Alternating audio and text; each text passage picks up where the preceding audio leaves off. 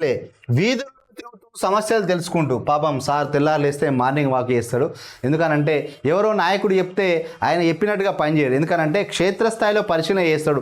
నిజంగా సమస్య ఎక్కడుందో ఆ సమస్య దగ్గర పోయి వెంటనే అధికారులను పిలిచి మాట్లాడి ఆ సమస్య పరిష్కారం కోసం పనిచేస్తున్న మంచి ఎమ్మెల్యే చెన్నూరు ఎమ్మెల్యే వివేక్ వెంకటస్వామి.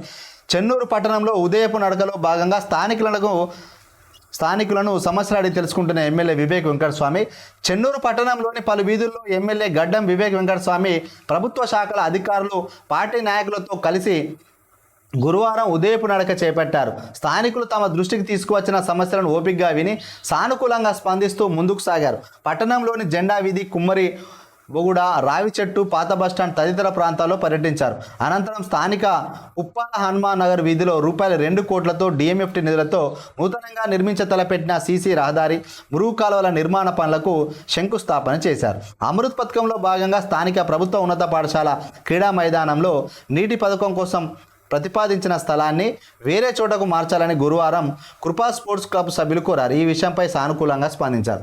వాస్తవమే, మరికి ప్రభుత్వ పాఠశాలలో వాటర్ ట్యాంక్ నిర్మిస్తే అది పిల్లలు ఎప్పుడైనా ఆడుకునే టైంలోనే ఎక్కడ కానీ ఇబ్బంది ఉంటే అంత భారీ నిర్మాణం కూడా పిల్లలు చదువుకునే స్కూల్ ప్రాంగణంలో ఉండడం మంచిది కాదు. ఎందుకంటే అది చాలా పెద్ద ప్లేస్ ఉంది అక్కడ బాయ్స్ హై స్కూల్ అక్కడ చెన్నూరులో.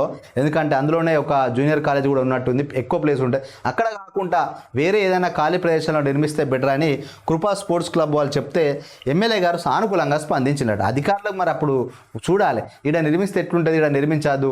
అక్కడ స్థానిక నాయకులు కూడా చెప్పాలి. ఫస్ట్ ఒక దగ్గర అనుకొని మళ్ళీ వేరే వాళ్ళు వచ్చింది చెప్పిన తర్వాత ఎమ్మెల్యే కంటే అక్కడ నాయకులు కొంత చూసుకోవాలి. సో మొత్తానికైతే ఎమ్మెల్యే గారు మంచిగానే సానుకూలంగా స్పందించినట్టుగా వార్త ఇక్కడ.